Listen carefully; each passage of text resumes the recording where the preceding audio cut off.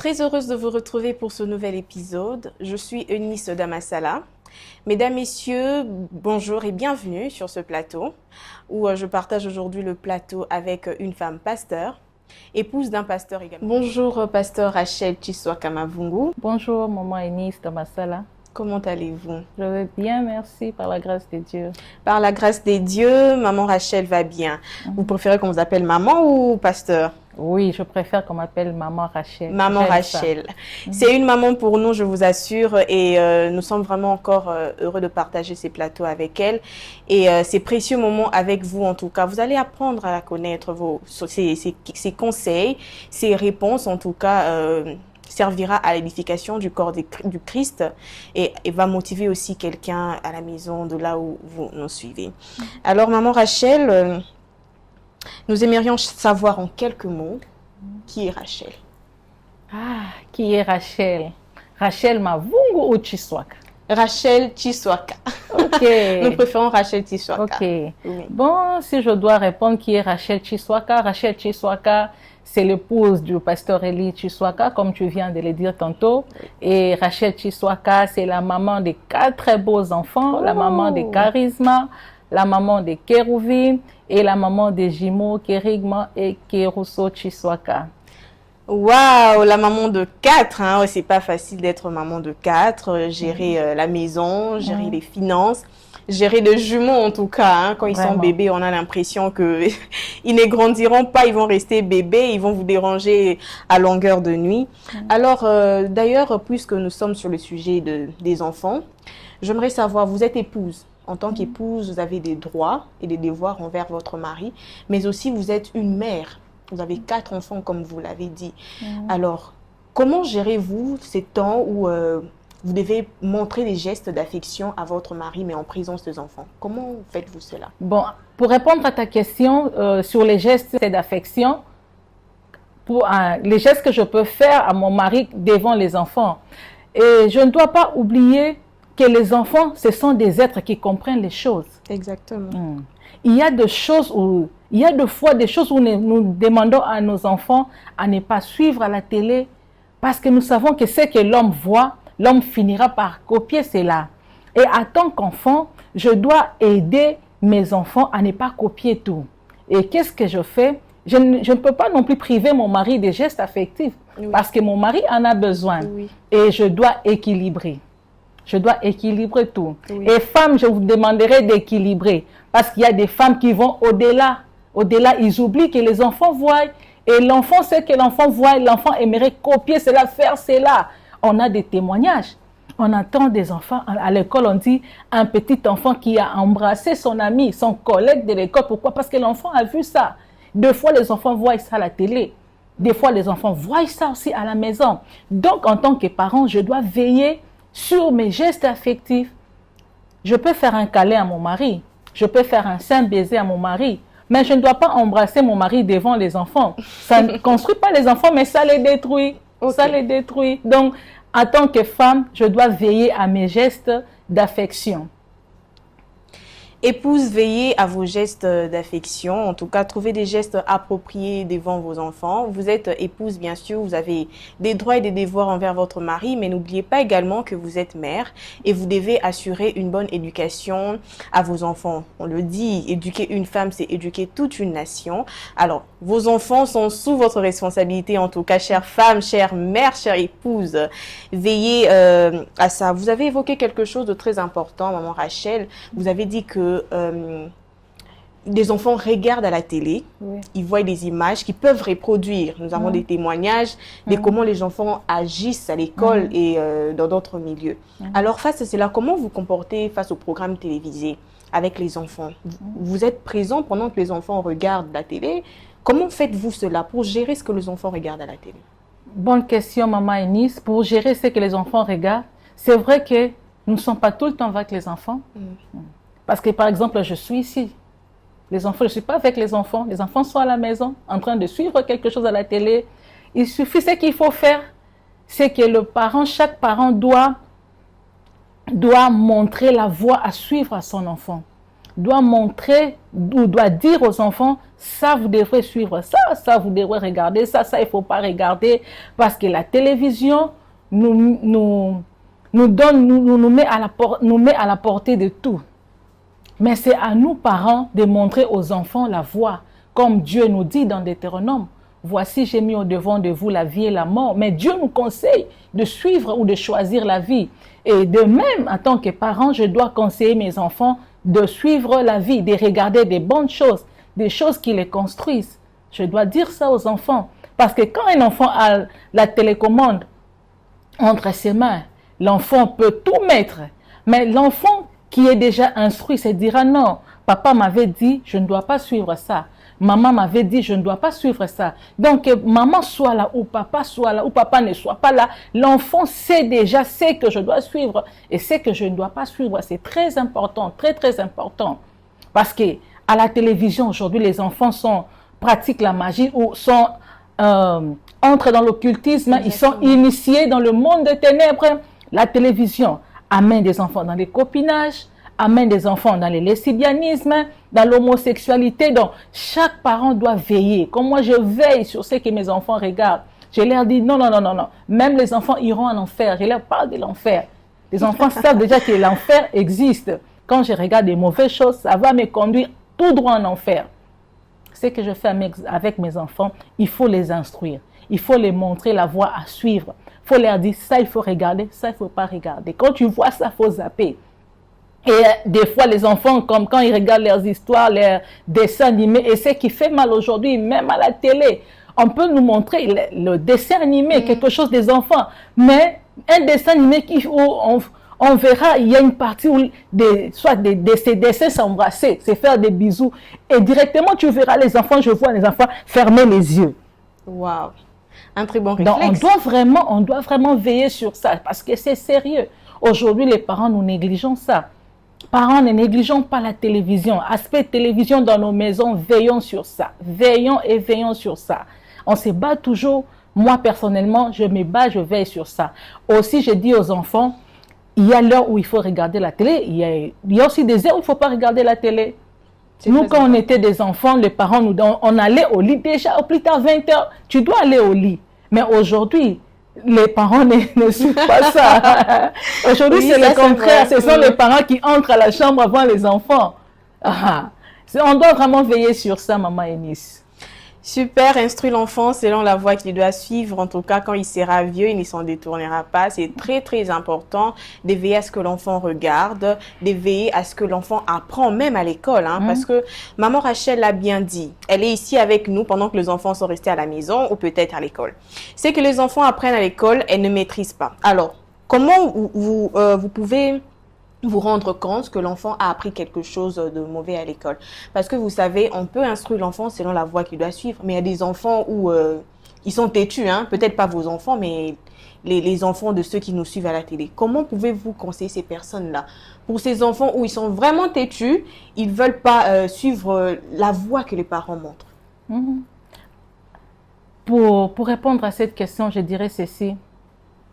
L'enfant peut être têtu face au conseil des parents, au conseil des grands, mais je sais qu'il y a une chose qui peut changer l'enfant ou qui peut baisser l'enfant ou qui peut amener l'enfant à changer sa façon de faire ou son caractère.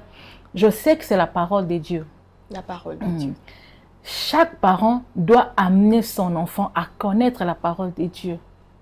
De même que nous aimons que nos enfants apprennent à lire, à se débrouiller peut-être dans l'Internet, à consulter le téléphone, on doit aussi amener nos enfants à consulter, à connaître la parole de Dieu. La parole de Dieu est au-dessus de tout. Il y a des choses que le conseil ne pourra jamais maîtriser. Il y a des cas ou des situations où les conseils des parents ne pourront jamais faire quelque chose, mais la parole de Dieu fera quelque chose. Comme tu viens de le dire tantôt, parents, instruis ton enfant selon la parole de Dieu. On ne doit pas négliger la parole de Dieu aujourd'hui, maman Eunice. elle a une place très capitale dans nos vies, dans nos maisons, dans la société. C'est très, très important. La parole de Dieu peut maîtriser un enfant ou autonomie. L'enfant est têtu. Quand on dit l'enfant est têtu, la parole de Dieu peut maîtriser cet enfant. Amen. Gloire au Seigneur. La parole de Dieu est une puissance en tout cas qui peut maîtriser vos Amen. enfants dans toutes les circonstances, dans toutes les situations. Femme, vous êtes épouse, vous êtes mère. N'oubliez pas de donner la place à la parole de Dieu dans votre foyer. C'est très important. Cela vous aidera en tout cas à tenir votre foyer, à marcher dans la volonté de Dieu et surtout à continuer à plaire au Seigneur parce que c'est la chose la plus importante. Oui, oui. Et si je dois encore ajouter aujourd'hui, nous avons des parents qui vont à l'église et laissent les enfants à la maison. Oui, ils disent que bon, les enfants sont une charge de plus. Non, je vais à l'église rapidement moi-même. Non, non, ça ne peut pas se faire. Ça ne peut pas se faire, c'est anormal. Papa, tu vas à l'église, maman, tu vas à l'église. Et l'enfant, tu laisses l'enfant à la maison, devant la télé. Tu laisses l'enfant au lit. Mais ça commence dès les bas âges. Avec le monde d'aujourd'hui qui est détruit, tu laisses ton enfant. À l'écodime, les enfants apprennent beaucoup de choses. Moi, mes petits jumeaux, là, ils ont 4 ans. Mais quand ils te récitent, ils sont en train de réciter la prière de l'Éternel est mon berger. Quand ils font ça, et ils commencent du début à la fin, il n'y a pas d'erreur. Alors que nous, les grandes personnes, des fois, on tâtonne. Oui. On tâtonne, on oublie. C'est l'écodime qui fait ça. Moi, je ne les ai pas appris, la prière des bons bergers. Je n'ai pas fait ça, mes enfants. Ils peuvent faire la prière de notre Père. Ils peuvent prier. C'est l'écodime. Ça commence dès les bas âges. Tu ne peux pas dire non, je vais amener mon enfant à l'église quand il sera grand. Non, non. Le monde est déjà détruit. Nous tendons vers la fin de tout. Parents, nous tendons vers la fin de toutes choses. Le monde est détruit. Ne sous-estime pas ton enfant. Il n'est pas petit. C'est un être, c'est un esprit. C'est un être, c'est un esprit. Considère ton enfant. Parce que si toi tu négliges cet enfant, le diable a besoin de cet enfant. Le diable va utiliser cet enfant pour détruire le monde, pour détruire ta maison, pour détruire ton foyer. Parce que toi tu as négligé le salut de cet enfant. Commence avec l'enfant dès qu'il est petit. Montre à l'enfant la voie de Dieu dès que cet enfant est petit. Et demain tu seras un parent heureux, tu seras une mère heureuse. Amen. Je rappelle que vous êtes branchés sur Métano à télévision. Vous pouvez nous suivre devant votre poste téléviseur, devant votre smartphone, tablette, via notre site internet. Et je rappelle aussi que nous sommes ici avec la révérende pasteur Rachel Chiswakamavungu.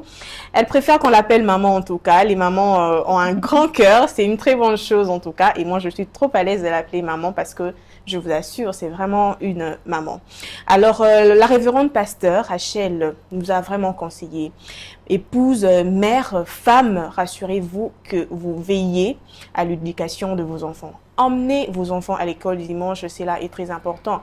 Mais ne laissez pas seulement votre enfant partir tout seul, accompagnez l'enfant. Parce que parfois, l'enfant peut copier ce qu'elle voit de vous, ce que l'enfant voit de vous. L'enfant va copier ce que maman fait ou ce que papa fait. Papa ne reste pas à la maison en train de dormir sous prétexte que la semaine était chargée et vous avez envoyé votre enfant à l'église seul. Accompagnez l'enfant et montrez à l'enfant la voie qu'il doit suivre. Alors, je reviens vers vous, maman Rachel.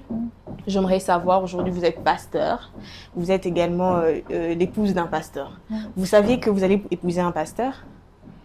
Bon, si je dois le dire, oui et non. Oui et non. Oui et non. C'est vague. Oui, c'est vague. Oui et non. Oui, non, pourquoi? Parce que Dieu a son plan. Dieu a son plan que l'homme ne peut maîtriser. Oui. Dieu a son plan que l'homme ne peut maîtriser.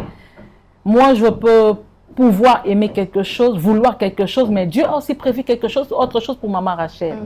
Oui, pourquoi? Parce que j'aimais les choses de Dieu. Je voulais être femme d'un serviteur de Dieu. C'est ce que je voulais. Ah, vous savez que vous avez un cœur pour ça, parce que c'est pas facile, hein?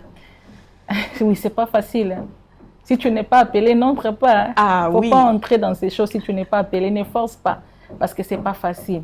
Les gens voient les hommes de Dieu. Pasteur, je vais être femme de pasteur, je vais être maman pasteur. C'est pas facile, maman. C'est pas facile. C'est pas juste pour qu'on te dise maman pasteur, c'est pas ça. Maman pasteur, c'est pas l'habillement. Maman pasteur, c'est pas la beauté. C'est pas ça qui fait la maman pasteur. C'est la vie. La vie que tu communiques aux autres. La vie, c'est ta façon de soutenir ton mari. Le travail du pastorat, c'est un travail très difficile, femme. Si tu n'as pas ce cœur, si tu n'es pas appelée, n'y entre pas. N'y entre pas. Vous avez dit tantôt que vous aimiez les choses des dieux. Vous voulez également aussi être femme de serviteur de Dieu. Là, vous avez répondu au côté oui ou au côté non? Du côté oui. Et du côté non, j'ai dit, c'est le plan de Dieu. C'est le plan de Dieu. Dieu a prévu ça. Dieu avait prévu ça. Et comment vous vous en sortez à l'église? À l'église? Parce que le pasteur se déplace, hein, ce qui est sûr. Oui. Alors, comment vous restez à l'église? Bon, je dirais ceci, à l'église, moi, je m'en sors bien. Je m'en sors bien. Pourquoi? Parce que ce sont des choses que j'aime. J'aime ça. C'est ma vie. Gloire au Seigneur. Oui, j'aime ça. J'aime les choses de Dieu, j'aime l'église. J'ai commencé à aimer les choses de Dieu avant que je ne sois maman pasteur. J'ai commencé à aimer l'église avant que je ne sois maman pasteur, avant que je ne rencontre mon mari. Et d'ailleurs, s'il faut écouter son témoignage, quand il m'a vu à l'église pour la première fois, il dit toujours, il m'a vu, j'étais en train de balayer l'église, il y avait la poussière, l'église n'était pas pavée, il y avait le sol, mais moi j'étais contente, j'étais heureuse. J'étais très très contente.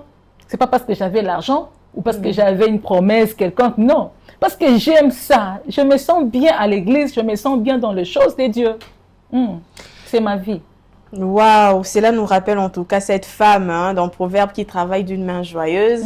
Maman Rachel travaillait d'une main joyeuse pour les affaires de Dieu depuis, avant même qu'elle soit appelée maman pasteur. Oui. Cela me rappelle dans l'épisode précédent, la personne que nous avons reçue ici a dit également qu'il faudrait travailler d'une main joyeuse pour ses enfants, pour son mari, en tout cas pour les ministères. C'est encore ce que maman Rachel nous rappelle aujourd'hui. Alors, nous retenons que c'est une notion très importante de travailler d'une main joyeuse. En tout cas, si vous travaillez d'une main joyeuse, vous serez cette femme-là, cette femme vertueuse dont Proverbe nous parle. Waouh, nous sommes vraiment ravis de passer ces moments avec vous, maman Rachel, mais il y a quelque chose en tout cas qui m'intrigue un peu. Vous êtes pasteur. Dieu vous a conféré le pouvoir en tout cas. Votre mari également est pasteur. Alors, il arrive de moments où vous vous dites, il est pasteur, je suis pasteur aussi. En tout cas, Dieu nous a conféré le même pouvoir au même pied d'égalité. Vous vous dites ça aussi? Non, non. Je suis pasteur, mais je dois reconnaître, et ça aussi je dirais aux autres femmes pasteurs, on doit reconnaître que Dieu appelle une personne. Dans l'église, Dieu appelle une personne. L'appel est d'abord pour le pasteur. Et après le pasteur, il y a aussi les pasteurs assistants. Je ne dois pas me mettre au même titre que mon mari. C'est lui le visionnaire, c'est lui que Dieu a établi. Mais nous sommes là, nous sommes établis aussi comme des pasteurs pour le soutenir. Là, vous parlez en tant que la femme est soumise ou bien vraiment en tant que pasteur Rachel? Non, en tant que pasteur. Pas en tant que femme soumise. Je dois reconnaître et je dois aussi différencier entre l'appel et l'église et la maison. Ce n'est pas la même chose. À la maison, il est mari. À l'église, il est pasteur. Donc, il faudrait faire la différence. Et quand je suis à l'église, je dois reconnaître que c'est lui qui a reçu cet appel. C'est lui le visionnaire. Et quand je vois Maman Eunice, je ne vois pas Maman Eunice avec deux têtes. Maman Eunice n'a qu'une seule tête. Je n'ai qu'une seule tête. Donc, à l'église, il y a une tête, une personne que Dieu a appelée. Et après lui, il y a des autres appelés. Il y a aussi des pasteurs qui sont là pour aider l'homme de Dieu, le pasteur établi, à faire un bon travail. Donc là, ça nous rappelle le corps du Christ. Oui. Christ est la tête et puis nous sommes les membres. Donc à l'église, c'est le pasteur qui est là. Dieu a mis le pasteur comme tête, ce que vous dites. Et puis il y a les membres. Et dans les membres, on a toutes ces personnes. Il y a les collèges pastoraux. Exactement, les collèges pastoraux et puis toutes ces personnes qui accompagnent en tout cas la vision du Seigneur. Y a-t-il quelque chose que vous aurez voulu savoir avant de vous marier? Wow. Parce que je suis sûre qu'à cette époque-là, votre fiancé vous a dit que moi, en tout cas, Dieu m'a appelé, je serai pasteur. Et vous êtes en train de préparer votre mariage. Y a-t-il quelque chose où vous vous êtes dit, ah, j'aurais bien voulu savoir cela? Ah oui, oui. Déjà, quand tu dis mon fiancé à ces temps-là, lui déjà, mon mari, il y a une chose qu'il est sûr de ça, c'est son appel. Oui. Il dit toujours qu'il ne peut jamais douter de son appel. Là, vraiment. Là, c'est rassurant. Il ne rassurant. peut pas douter de son appel. Il peut douter de tout, mais sauf de son appel. S'il y a une chose, Maman Eunice, s'il y a une chose que j'aimerais savoir avant, dans le mariage, j'aimerais savoir que le mariage est rempli de découvertes. Il y a plusieurs découvertes dans le mariage. Plusieurs alors. Plusieurs. Des fois, quand on parle de mariage, on sait toujours mariage, mariage, mariage. Mais il y en a plusieurs. Il y a plusieurs choses qu'on ne s'entendait pas. Comme on nous dit toujours que l'homme ou le cœur de l'homme forme plusieurs projets, mais la réponse qui est dans la bouche vient de l'Éternel. C'est de même dans le mariage. J'ai formulé des projets, mais il y avait aussi des découvertes. On découvre dans le mariage. Il y a plusieurs découvertes dans le mariage. Plusieurs. Mais quelque chose... ce que maman Eunice vit dans son mariage, ce n'est pas ce que moi je vis dans mon mariage, ce n'est pas ce que l'autre femme vit dans son mariage. Donc, il y a plusieurs découvertes dans chaque mariage. Et ce sont des choses que j'aimerais savoir. J'aurais voulu savoir que dans le mariage, il y aurait ça. Dans le mariage, il y aura telle chose. Dans le mariage, il y aura telle chose. Il y aura telle chose. Telle chose et telle chose. Mais y a-t-il quelque chose de vraiment, une chose précise que vous aimeriez savoir avant?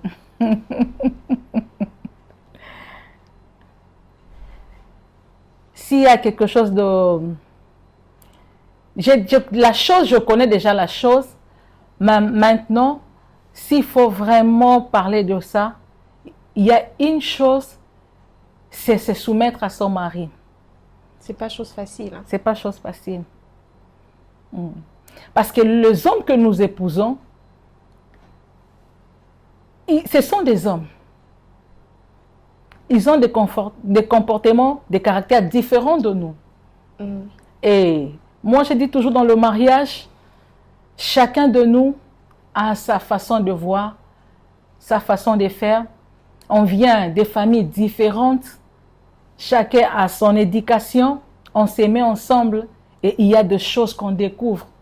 Vous pouvez faire 10 ans de fiançailles, 5 ans de fiançailles. Mais dans le mariage, tu découvriras d'autres choses que tu n'as jamais vécues dans le fiançailles.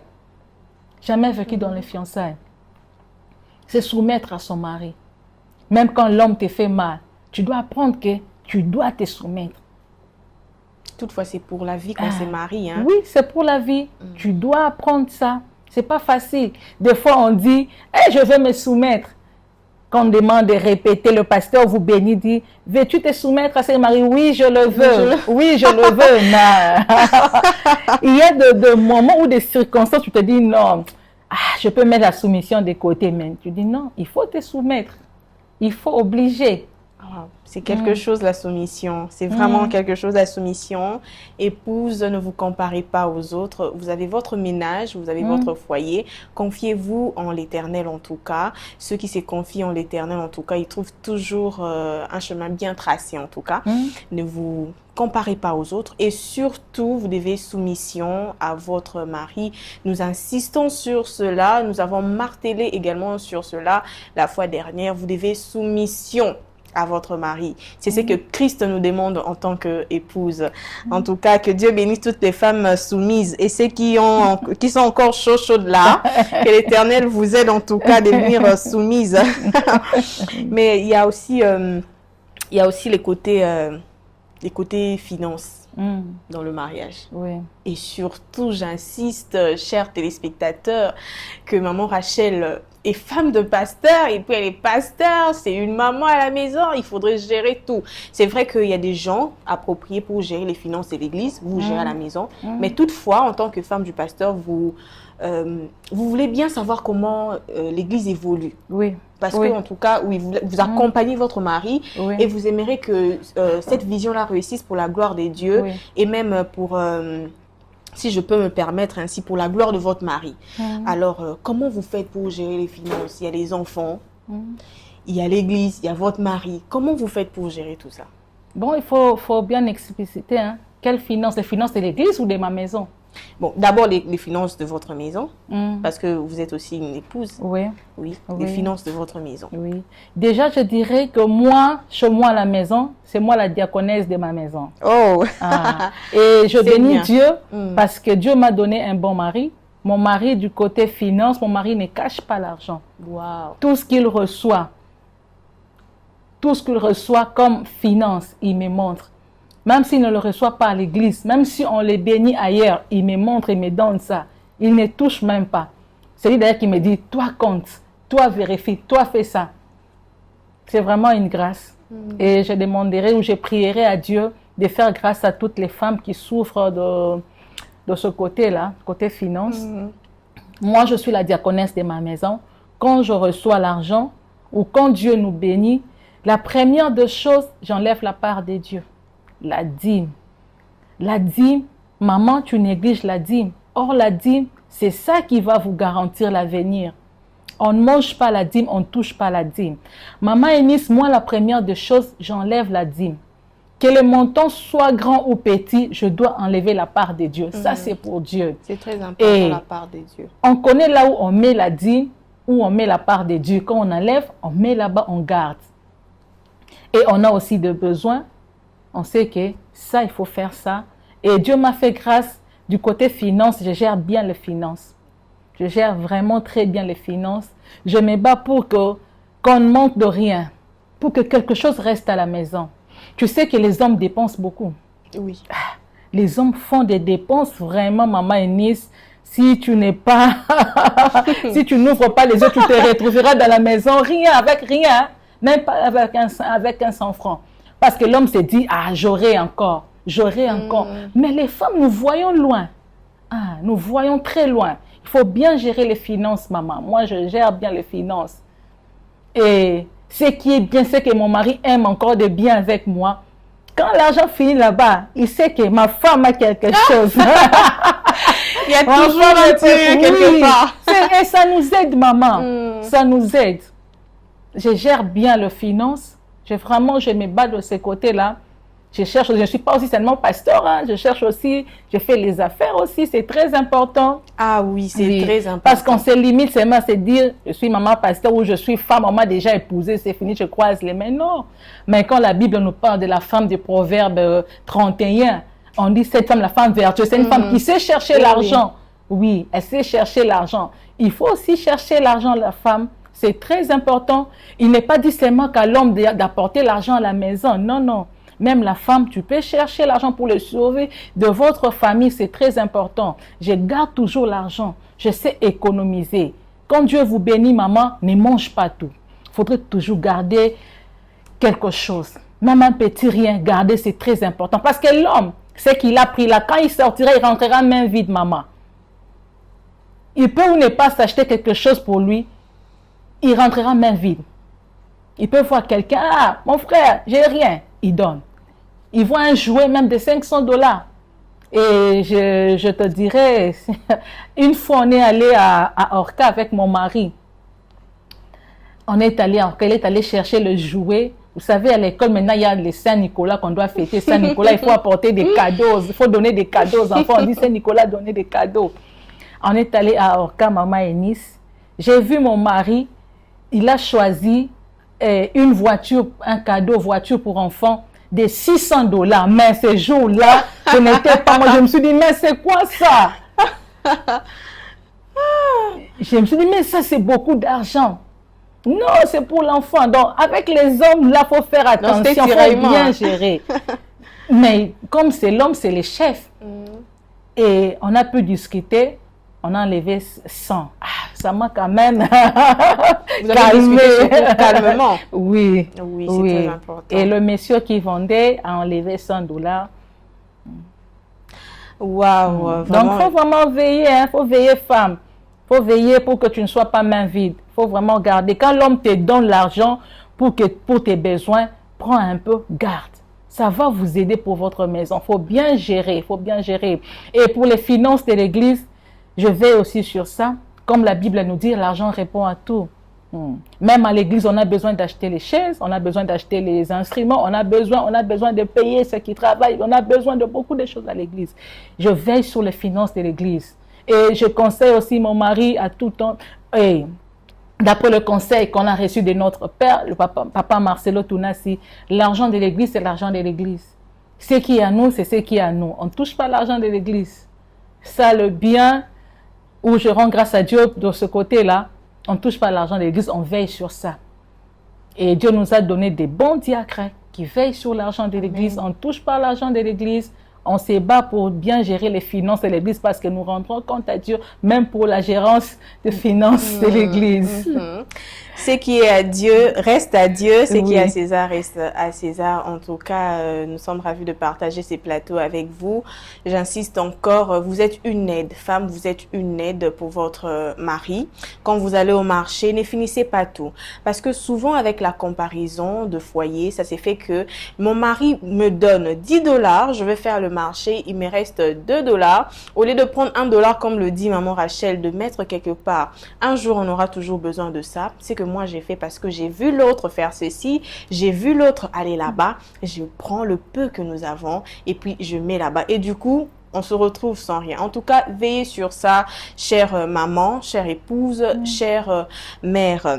Alors, maman, y a-t-il quelque chose que vous aimeriez dire aux jeunes filles, ceux qui aspirent au mariage, ceux qui sont déjà mariés, ces personnes devenues nouvellement maman, parce que c'est pas facile la vie de maman, où tu pouvais dormir toute la journée, tu pouvais faire ce que tu veux, mais quand on devient maman, en tout cas, il y a des limites. Pouvez-vous conseiller ces femmes-là? Comment pouvez-vous aider ces femmes-là?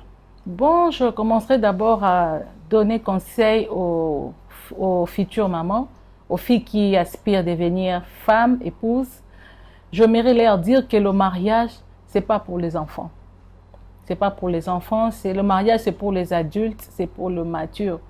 Le mariage, c'est pas pour les filles à maman, filles à papa. Si jusqu'à présent, tu es encore fille à papa, fille à maman, reste chez vous à la maison. Si jusqu'à présent, tu veux encore dépendre des papas, des mamans, et ces conseils, c'est même pour les garçons, hein? C'est aussi pour les garçons, pas seulement pour les filles, même pour les garçons.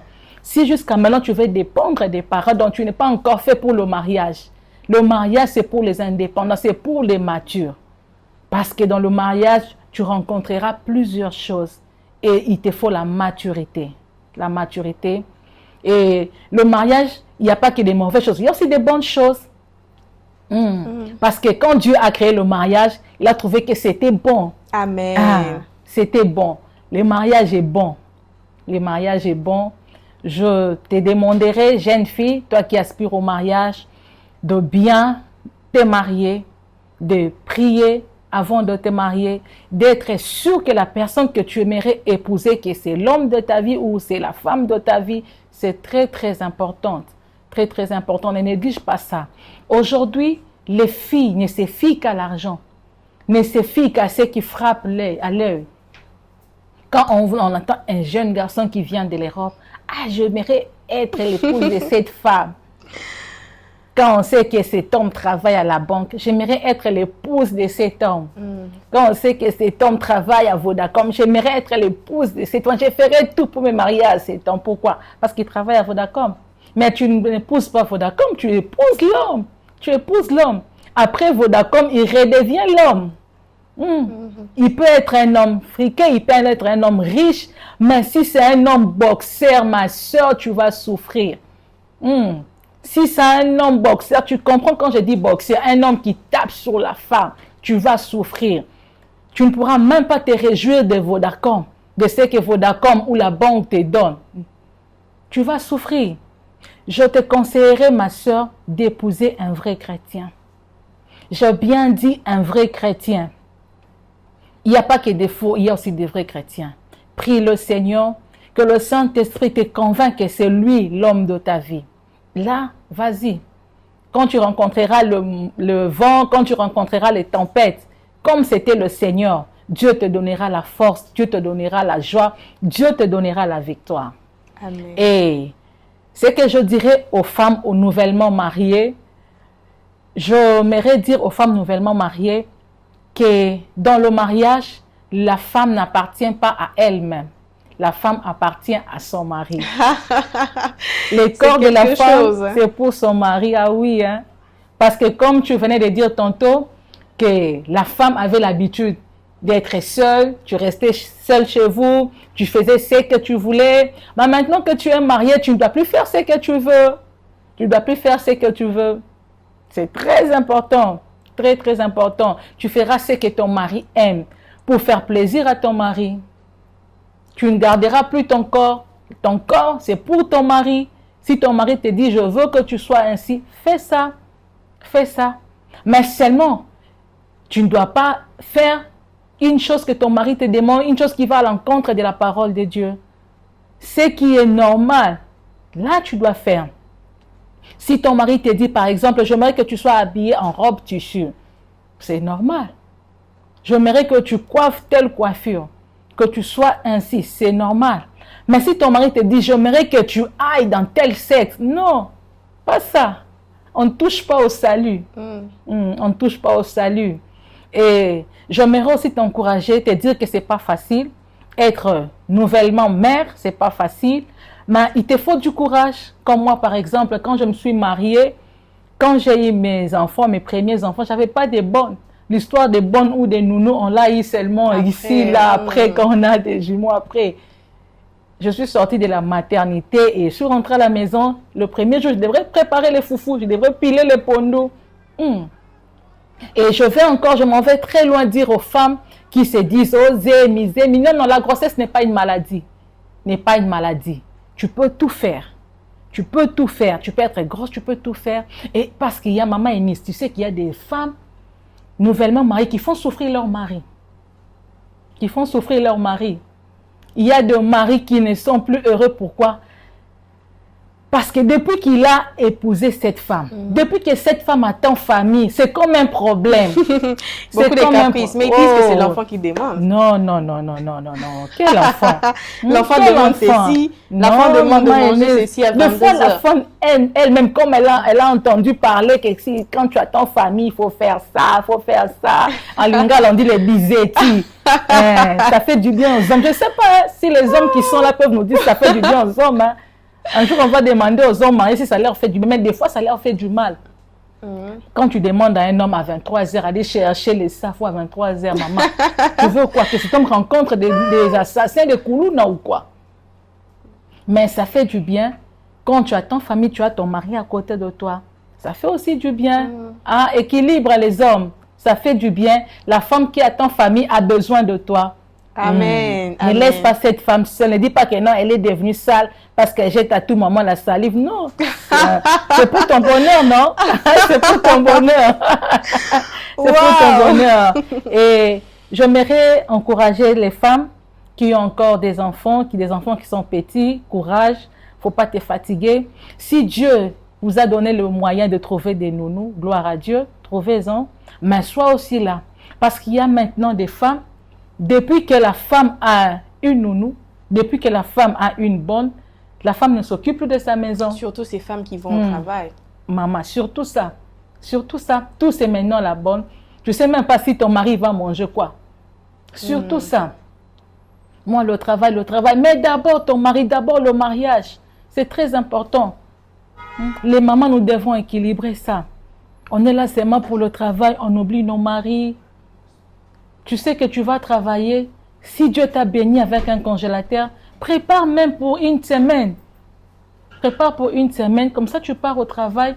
La bonne peut t'aider avec le ménage de la maison. Si ton mari il aime que toi seul tu prépares, tu feras quoi? Déjà, ta nourriture est au congélateur. À ton retour, tu prends ça, tu chauffes, tu fais. S'il aime le riz, tu fais le riz. S'il aime le foufou, tu fais le foufou. Pourquoi? Pour garder l'ambiance du mariage. Exactement. Pour garder cet amour-là. C'est très important, maman. Ne laisse pas tout à la bonne. Ne laisse pas tout à la nounou. Ne laisse pas tout. Il y a des choses que la nounou peut faire. Il y a des choses que la bonne peut faire. Parce qu'il y a des mamans.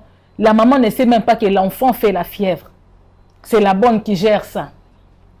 Et il y a certaines mamans, dès que l'enfant s'approche d'elle. Hey, va chez la nounou. Va chez la nounou. Mamie, viens prendre cet enfant. L'enfant me dérange. Non, c'est ton enfant, c'est pas l'enfant de mamie, c'est ton enfant. Toi, si tu dois t'occuper de ton enfant. Une femme, équilibrons. Courage, je sais que ce n'est pas facile. Et ce qui est bien encore, les enfants ne resteront pas éternellement enfants. Aujourd'hui, ils sont des enfants, mais demain, ils seront des adultes. En tout cas, nous avons été vraiment bénis. Je vous remercie d'avoir passé ce moment précieux avec nous. Personnellement, je suis vraiment bénie. Personnellement, je suis motivée. Les mamans, les bébés ne resteront pas éternellement bébés. Ils finiront par grandir. Prenons en tout cas ces conseils, comme l'a dit maman Rachel, de papa Marcelo, que nous saluons en tout cas en passant, que nous aimons énormément beaucoup. Ce qui est à Dieu reste à Dieu. L'argent de l'église à l'église. L'argent à la maison reste à la maison. En tout cas, maman Rachel, nous ne pouvons pas nous séparer comme ça. On l'a évoqué, nous sommes des femmes, nous sommes des épouses et des mères. Nous devons tenir, chers téléspectateurs, chères mamans à la maison, nos maisons, nos foyers dans la prière.